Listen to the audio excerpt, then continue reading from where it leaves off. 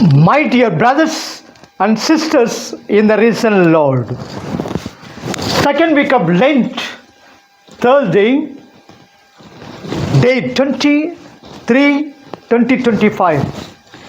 Riches without charity are nothing worth.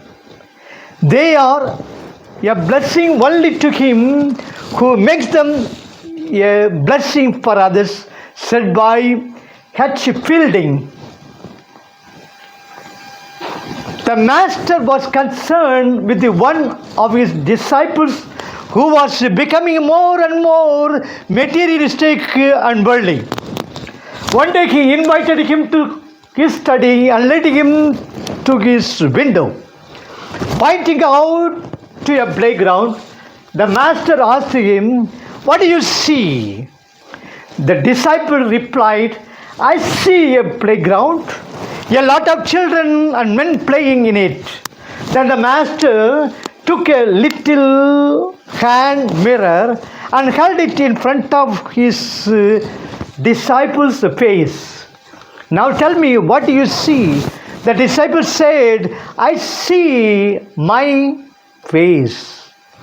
Then the master looked into the eyes of his disciples and said, "See what has happened to you. When a little silver comes between you and the world, you see only yourself." In today's gospel, Jesus narrated the parable of the rich man and Lazarus.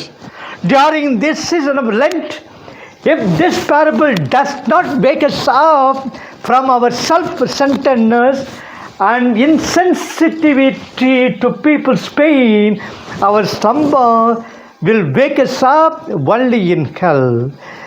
Let us note 1. The pleasure of the rich man. The rich man, who is not named in the parable, had all the pleasures which money could provide. He lived a life of royal magnificence and boundless luxury. Everybody he dressed himself in the best of clothes in purple and fine linen. They see purple was the most precious, a rare dye, and a dress dyed in a sea purple was a royal gift, scarcely worn even by princes and nobles. But this rich man was dressed in purple and fine linens for his dinner every day. He was a sumptuous dinner every day, and his banquet hall was filled with the royal gifts, and his antechambers were filled with the servants. He was a man who lived in unimaginable luxury. All the best things which money could afford, he had with him and enjoyed them. 2. The sin of the rich man. The fact that the rich man had another abundant wealth at his disposal was not sinful. His riches were not the cause of his condemnation. He did not lead a vicious life. He was not accused of drunkenness or philandering with women. He's not depicted as a monster who lusted after others' blood. He almost looked like a perfect gentleman who does not even trouble the beggar Lazarus at his gate or throw him out from the gate as being an eyesore. Then what is the sin of the rich man? His sin is great. Which condemned him was his worldliness and extreme insensitivity to human suffering. God has generously given him wealth so that he might glorify his master and provider. Instead of glorifying his master and provider, he used his possession only to gratify his sensual pleasures. He was also extremely insensitivity to human suffering while he lavishly spent his money for his costly purple and fine linen garments and sumptuous dinners every day. He never spared anything for the suffering poor.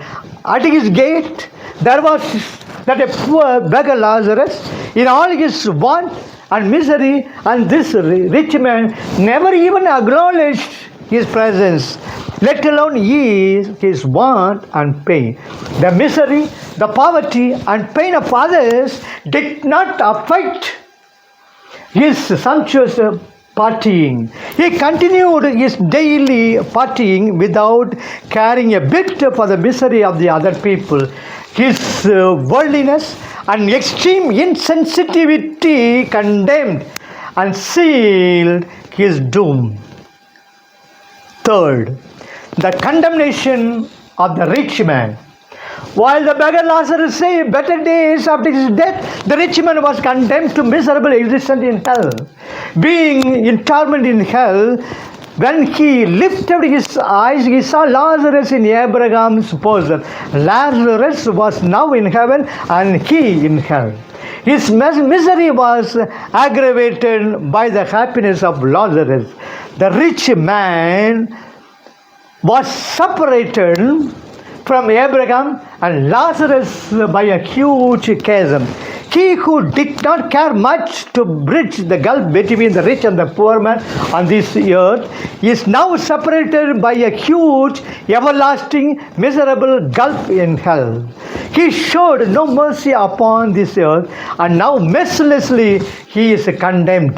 The rich man made two petitions to Abraham, and both were rejected. He prayed that Lazarus might dip his finger in water and cool his tongue. And he also prayed that Abraham might send Lazarus to warn his 5 brothers who lived in the world. While we are upon this earth, we have the privilege of getting our prayers answered. But once we are dead and condemned, our prayers become ineffective. May God bless you all. Amen.